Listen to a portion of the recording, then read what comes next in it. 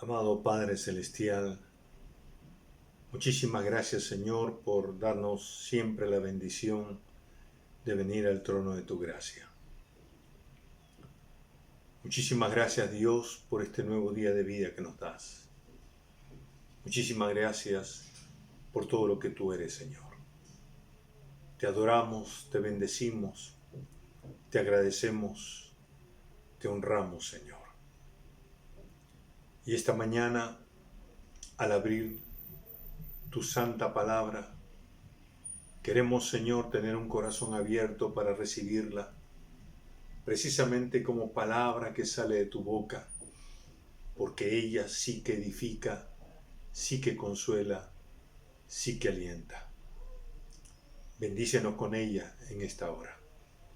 Te lo pedimos en el nombre de nuestro Señor Jesucristo, el Señor de la Iglesia. Amén. Dios me lo bendiga, amada Iglesia del Callao. Espero que todos se encuentren bien de salud y llenos de bienestar. Lamentablemente, hoy también tenemos que expresar nuestras más sentidas condolencias a la familia Calle, a nuestra hermana Consuelo, a su hijo Edward y a toda su familia, por supuesto, porque días atrás el papá, el esposo y el papá, tanto de Consuelo, por supuesto de Edward y sus otros hijos, pues partió a la presencia del Señor. Que el Señor les esté consolando, que el Señor les esté dando la fortaleza en este tiempo de dolor.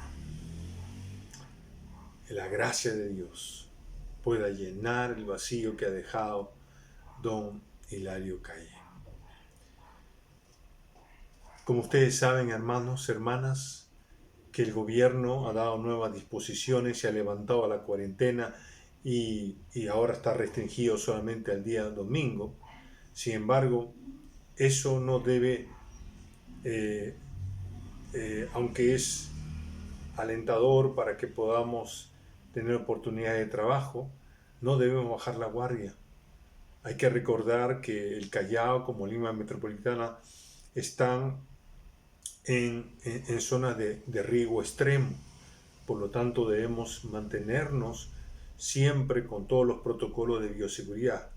Por favor, hermano, cuídese y cuide también a los suyos. Haga todo lo necesario para que usted tenga buena salud física, emocional y también espiritual.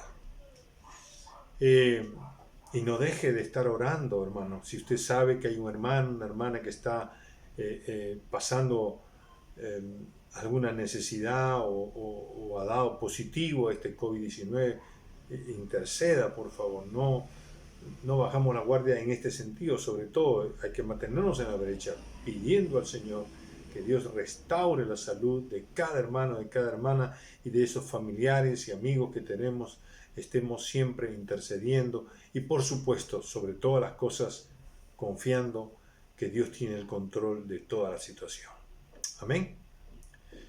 Hoy llegamos, hermanos, al final de nuestro estudio que le titulamos El proceso de mi crecimiento espiritual, de mi crecimiento cristiano.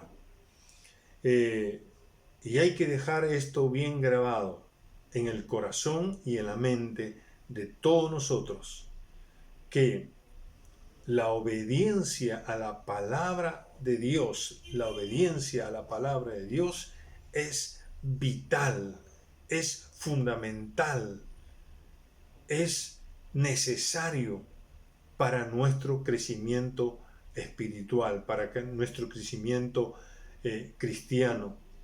Esto es lo que complace a Dios, hermano. Esto es lo que nos hace bien a nosotros. Así que obedezcamos la palabra de Dios, la palabra que ha salido de la boca de Dios.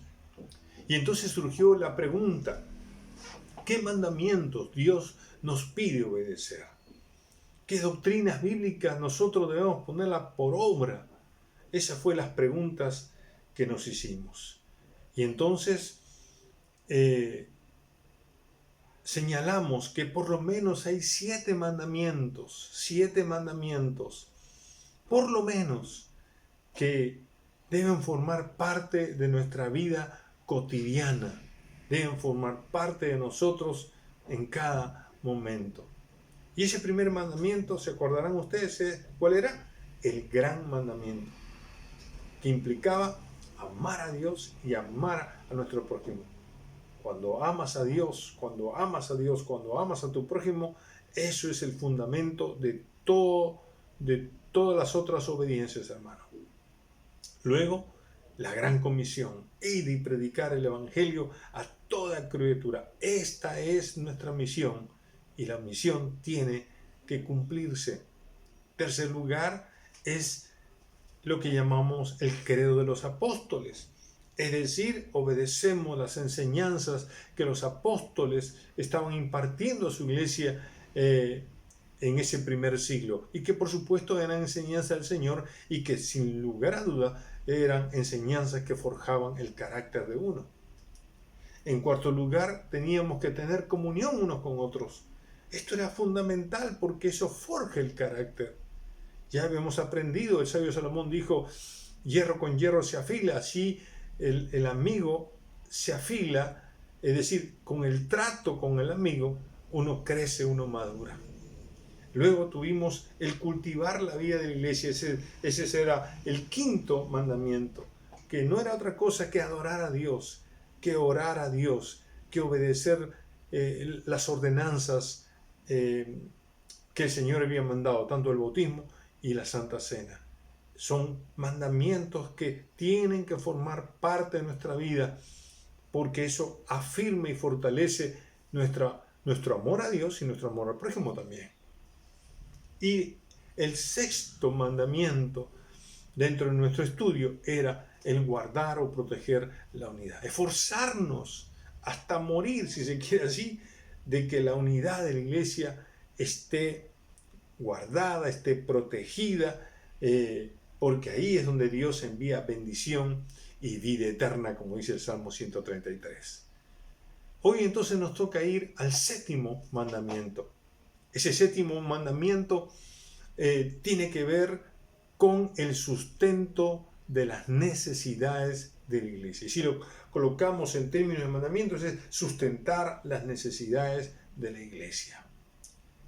Vayamos una vez más a Hechos capítulo 2, el versículo 41 al 47. Dice, así que los que recibieron su palabra fueron bautizados, y se añadieron aquel día como 3,000 personas, y perseveraban en la doctrina de los apóstoles, en la comunión unos con otros, en el partimiento del pan y en las oraciones. Y sobrevino temor a toda persona, y muchas maravillas y señales eran hechas por los apóstoles. Todos los que habían creído estaban juntos, y tenían en común todas las cosas, y vendían sus propiedades y sus bienes, y los repartían todos según la necesidad de cada uno. Y perseverando unánimes cada día en el templo y partiendo el pan en las casas, comían juntos con alegría y sencillez de corazón, alabando a Dios y teniendo favor con todo el pueblo. Y el Señor añadía cada día a la iglesia los que habían de ser salvos. Esta es la tercera vez que leemos esta porción bíblica, porque describe los inicios de la vida de iglesia allí en Jerusalén. Y que, por cierto, revela principios, revela enseñanzas que hoy la iglesia del siglo XXI debe obedecer. Es extraordinario, es maravilloso ver a 3,000 personas recibiendo a Cristo, bautizándose casi inmediatamente, y también inmediatamente dedicarse a la enseñanza, a la comunión, al partimiento del pan, a las oraciones, a la adoración, a la unidad. Esto era la vida de la iglesia, esto era algo maravilloso, era un testimonio tremendo al mundo. La iglesia primitiva, la iglesia de Jerusalén, esta primera iglesia, desarrolló actividades espirituales que sin lugar a dudas los identificaba exclusivamente como la iglesia del Señor. Esas actividades no eran hechas por cualquier organización humana, eran hechas por la iglesia del Señor. Y en este pasaje encontramos una actividad más que hacía esta iglesia de Jerusalén, una actividad necesaria y fundamental, y era el sostener las necesidades de la iglesia. Y lo que yo he llamado en forma general, porque las necesidades de la iglesia son muchas, he llamado en forma general el sustento de la iglesia para la iglesia. Noten lo que dice el versículo 44 y 45 de Hechos 2. Todos los que habían creído estaban juntos y tenían en común todas las cosas y vendían sus propiedades y sus bienes y los repartían a todos según la necesidad de cada uno. Esta era una de las actividades inspiradoras que tenía esta iglesia.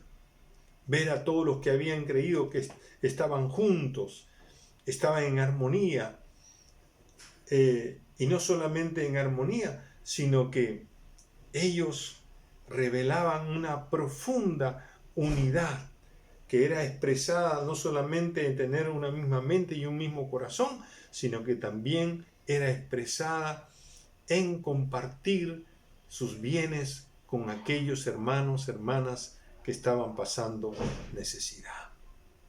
Así es pues entonces que esta iglesia comienza a hacer una actividad que es de manera exclusiva, vamos a decir así, en el pueblo de Dios. Es importante que nosotros, querido hermano y hermana, entendamos que en la vida de la iglesia, al compartir según nuestras posibilidades los bienes que Dios nos da, podamos con eso ayudar a suplir las necesidades de los que menos tienen. Esto es lo que nosotros llamamos precisamente el sustento de la iglesia para la iglesia. Ahora, esto no fue el único pasaje en que nosotros vemos esta actividad de la iglesia en Jerusalén.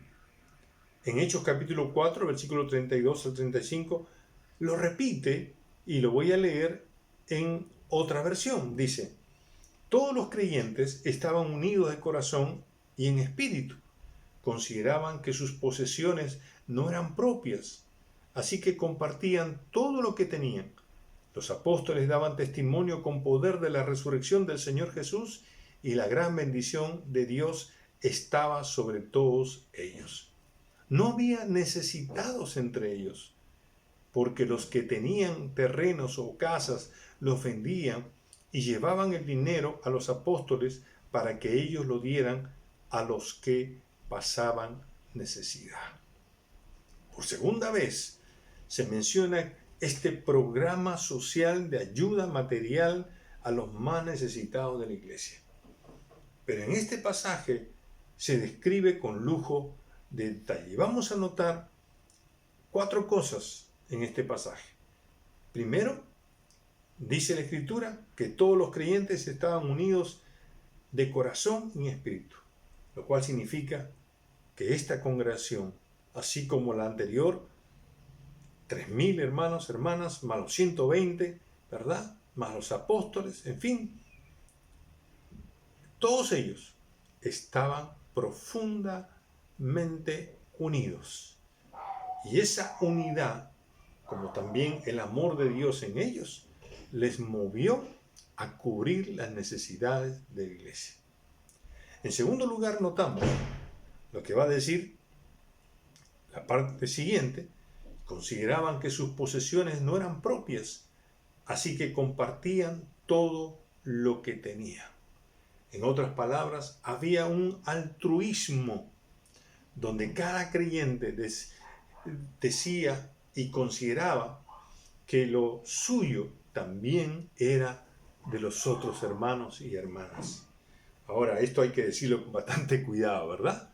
Pero ese altruismo significaba que era algo que voluntariamente ellos querían compartir para bendecir a aquellos que estaban en necesidad.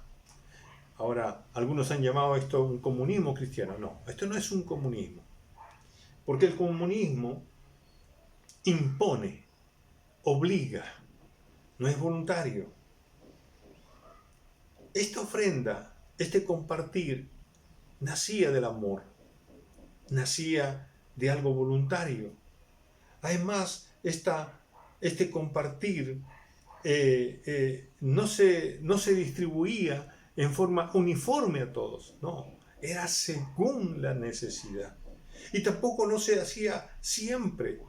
Esto se hacía solamente cuando se presentaba una fuerte necesidad en algún hermano o en algunos hermanos. Hechos capítulo 34 va a describir cómo se hacía esto. Y pone un ejemplo más adelante, el caso de José, o llamado Bernabé, hijo de consolación. Dice que cuando había una necesidad, algún hermano que tendría alguna heredad, alguna propiedad, algún bien, dice, lo vendía. Y el dinero de la venta lo traía y se lo daba a los apóstoles, que ellos tenían la responsabilidad de distribuir según la necesidad de cada hermano o hermana que estaba sufriendo en ese momento, por decir así. Así que ese era el proceso, ¿verdad? Y esto es interesante, porque así como Bernabé, movido en su compasión por los hermanos, ¿verdad?, hacía que no hubiese necesitados. Y por eso la Biblia dice que no había ningún necesitado. Gloria a Dios. Así pues, cada miembro de la iglesia daba según sus posibilidades, de manera voluntaria y por compasión, para ayudar a los más necesitados de la iglesia. Ahora, todos sabemos que la iglesia de Jerusalén comienza en una situación bastante precaria. Hay muchos pobres, hay muchos ancianos. Algunos comentaristas dicen que esto era el grueso de la iglesia, pobres y ancianos. No era fácil para los pescadores que venían de Galilea, no era fácil de los campesinos que venían de Galilea a trabajar en la capital, en Jerusalén. Conseguir un trabajo no era fácil.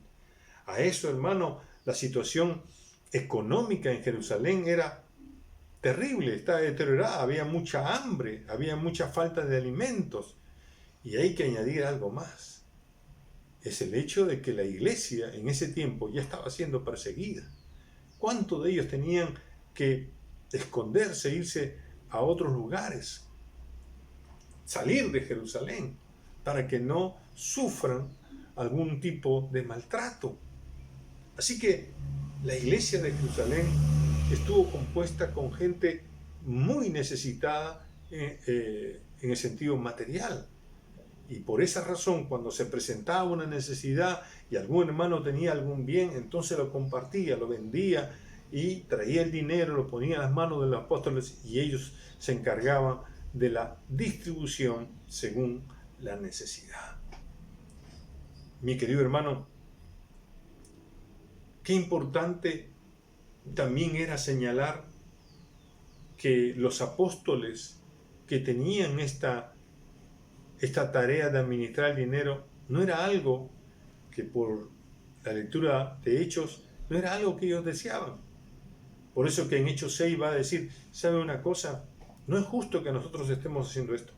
Escojan a 7 varones llenos del Espíritu Santo, llenos de sabiduría, de buen testimonio, para que se encarguen de cuidar a las viudas, de alimentar a las viudas, de atender, por supuesto, a la gente necesitada.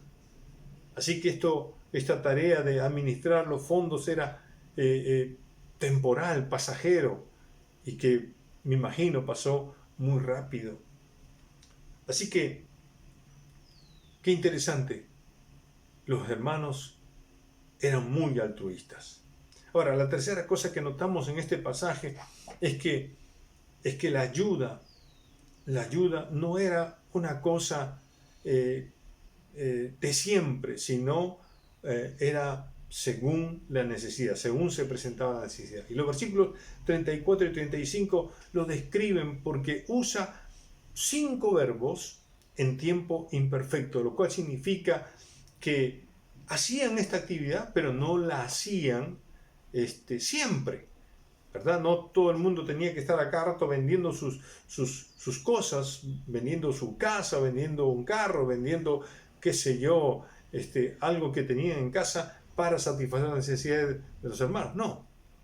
La Biblia enseña que algunos hermanos tenían sus casas. La mamá de Marcos, ¿no? Ustedes se acordarán de ese joven, tenía su casa, era un lugar para reunirse, para orar. Y así otros hermanos tenían esto. Esto solamente se hacía cuando se presentaba una necesidad. Muchos de ellos, como diríamos hoy criolladamente, seguramente se cacholeaban, ¿no? Pero si por alguna razón estaban pasando alguna necesidad, algunos de ellos, algunas viudas, algunos huérfanos, entonces, y si no había en la tesorería, vamos a decir así, entonces hacían una venta y buscaban los recursos para satisfacer esa necesidad. Era algo según se presentaba la necesidad. Y la cuarta cosa que notamos en este pasaje es que en el versículo 33 el Señor dice que los apóstoles daban testimonio con poder de la resurrección del Señor Jesús y la gran bendición de Dios estaba sobre ellos. Esto es importante resaltar, porque los apóstoles, a pesar de la hambruna, a pesar de la persecución, a pesar de la falta de alimentos, a pesar de las necesidades que los mismos hermanos de la iglesia tenían, ellos no perdieron de vista lo más importante: cumplir con la misión de la iglesia, cumplir con esa gran comisión de Mateo 28, donde Dios les había encomendado ir a predicar la palabra hasta lo último de la tierra. Así que para ellos era sumamente importante, era prioritario el cumplimiento de su misión. Ellos sabían que era importante ciertamente cubrir las necesidades materiales, pero también sabían que era más importante cubrir y sustentar la misión de la iglesia. Por eso también dice que en esa obediencia la bendición de Dios estaba sobre ellos. ¿Sabes por qué? Porque Dios siempre bendice a la iglesia que le obedece. Amén. Entonces ahora, ¿qué principios descubrimos de estas verdades, de este pasaje, ¿no?, acerca de sustentar las necesidades de la iglesia? Yo creo que hay 2 principios fundamentales que debemos nosotros poner por obra y debemos obedecer. Número 1 es que nosotros debemos cuidar de los necesitados en la iglesia en la medida de nuestras posibilidades. Es decir, Dios siempre tiene cuidado de los necesitados en la iglesia. Dios siempre ha movido a su iglesia a lo largo de la historia a que cada congregación pueda tener un programa social para ayudar a esas personas. Usted sabe, nosotros tenemos nuestro Ministerio de Ayuda Social que se sostiene, vamos a decir así, por ese kilo de amor que lo recogemos el último domingo de cada mes. Claro, en este tiempo no es tan fácil por la pandemia, pero esto es lo que hemos siempre hecho, ¿verdad? Cada último domingo del mes recogimos el kilo de amor, donde un equipo de hermanos lo selecciona, arma las bolsas y se distribuye a nuestros hermanos, comenzando por las viudas, los huérfanos, los ancianos, ¿verdad? Y gente necesitada temporalmente. Entonces, La iglesia del Señor siempre se ha preocupado, ha sido movida a hacer un trabajo, vamos a decir así, cubriendo la necesidad material dentro de sus posibilidades. Como iglesia entendemos que esto es una responsabilidad y un mandato que Dios nos da a nosotros como su pueblo, y que Él mismo lo instruyera al pueblo de Israel para que lo haga, para que cuidara a los necesitados.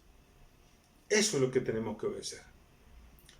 Levítico, por ejemplo, capítulo 19, versículos 10 y 11, y Levítico 23, 22, dicen casi lo mismo. Dicen: cuando coseches tu campo, no debes hacerlo hasta el último rincón de ella.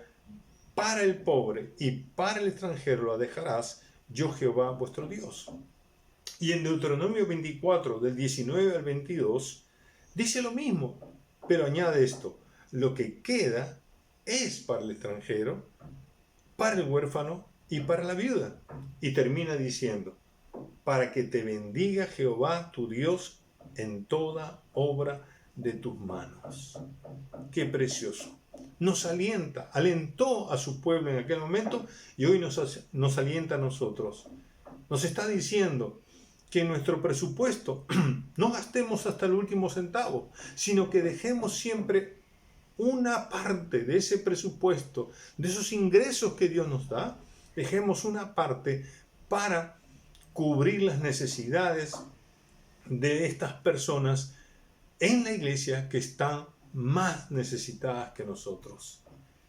Y de esa manera, dice, Dios va a bendecirnos, Dios nos va a prosperar todo lo que venga a nuestras manos. ¡Qué bendición!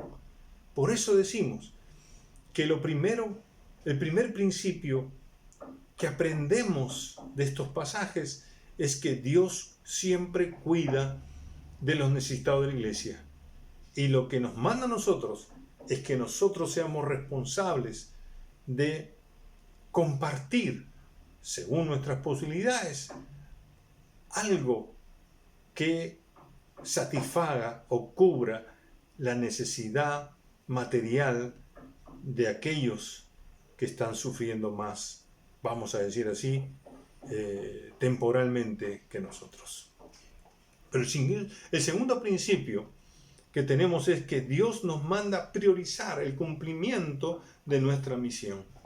Como hemos visto en Hechos 2 y 4, los apóstoles, a pesar de las circunstancias sociales que vivían en ese momento, como el hambre, las persecuciones, las necesidades materiales que algunos hermanos tenían, no olvidaron lo que era prioritario: el cumplimiento de la misión que el mismo Señor Jesucristo les encomendara en algún monte de Galilea.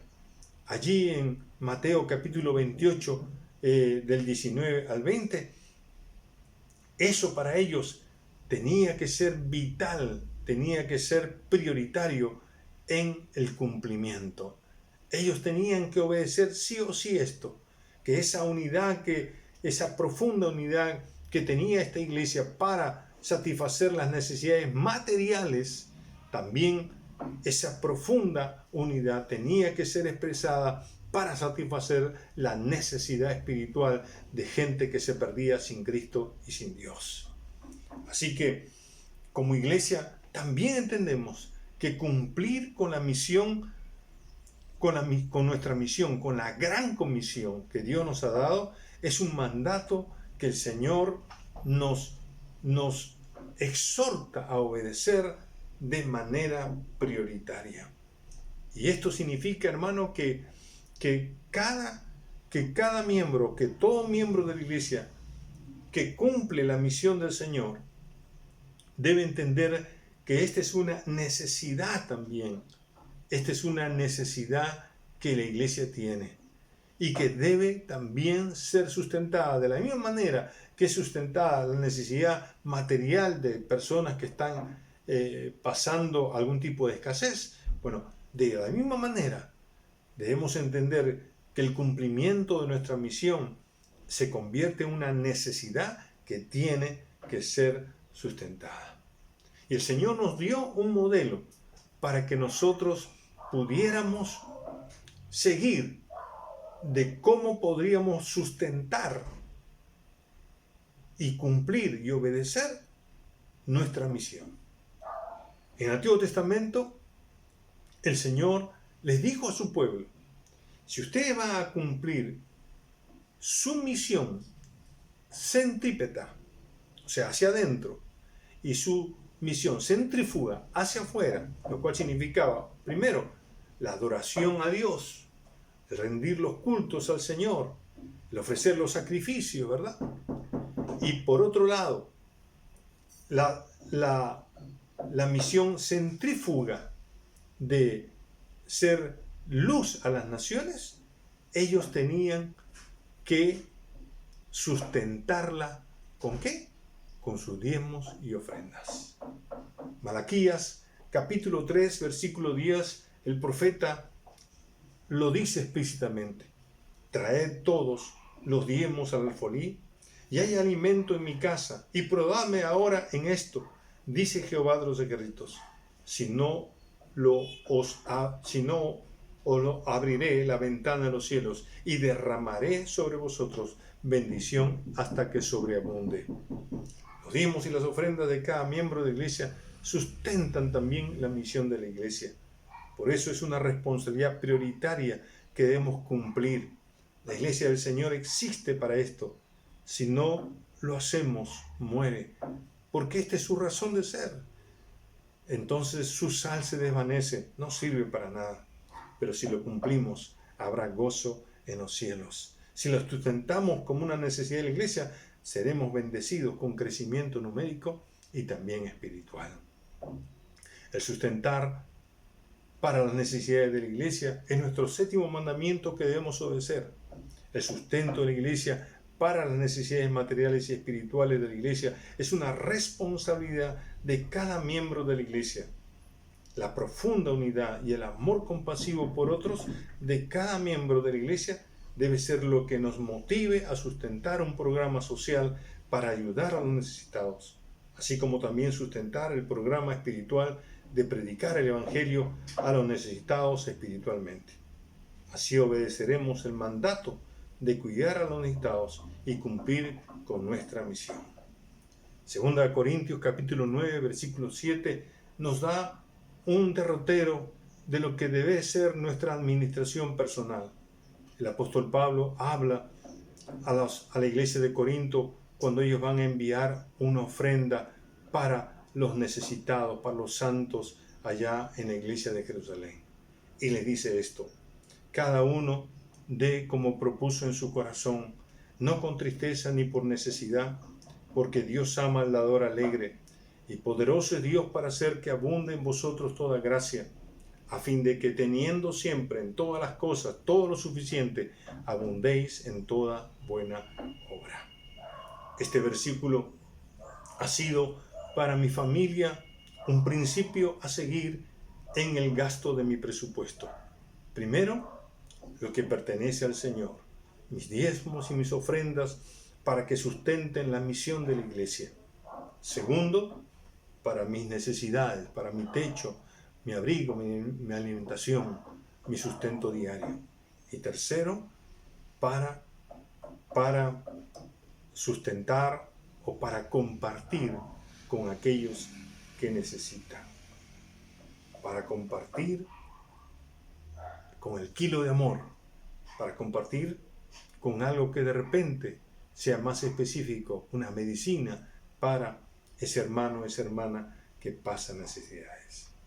Y mi querido hermano, Dios, que es siempre fiel, Él dice que Él es poderoso para que abunde en nosotros toda gracia. Y esa gracia, pónganle ustedes dinero. Todo dinero para cubrir nuestras necesidades y para bendecir a otros también. Pero sobre todo, primero, para adorar al Señor con lo que le corresponde a Él, lo que Él nos pide, porque le reconocemos que Él es dueño de todo lo que nosotros tenemos y somos. Así que le damos y que con esos diezmos y ofrendas el Señor siga moviendo su iglesia para el cumplimiento de su misión. y la buena obra que dejamos, ¿no es cierto?, en nuestro presupuesto, pues ayude a satisfacer las necesidades de otros. Termino. ¿En tu presupuesto separas para el sustento de las necesidades de la iglesia? ¿Dejas algo para el pobre? ¿Das para el cumplimiento de la misión de la iglesia? Quiera Dios que podamos decir, no había ningún necesitado en la iglesia y que la bendición de Dios está sobre nosotros, porque fuimos fieles y obedientes en el sustento para la iglesia. Recuerde esto siempre, hermano. La obediencia al Señor, la obediencia a la palabra de Dios nos va a traer crecimiento espiritual, crecimiento numérico y, por qué no decirlo, crecimiento económico también. Que Dios nos bendiga, que seamos fieles y que estos 7 mandamientos nos permitan crecer mucho más, pero sobre todo que estén siempre siendo parte de nuestra vida. Vamos a orar. Padre bueno, te damos gracias por tu bendita palabra y que esta palabra tuya, Señor, quede guardada y anidada en nuestros corazones. Danos, Señor, un corazón compasivo para separar un dinero para aquellos, Señor, que pasan necesidad. Pero sobre todas las cosas, Señor, que ninguna pandemia, ninguna escasez, ninguna enfermedad, que aunque son cosas que debemos prestar atención, no nos distraiga, Señor, de lo que es más importante, cumplir con tu misión, cumplir con el poderoso mensaje tuyo de llevar las buenas noticias a aquellos que necesitan de ti, Señor. Permítenos, Señor, como iglesia,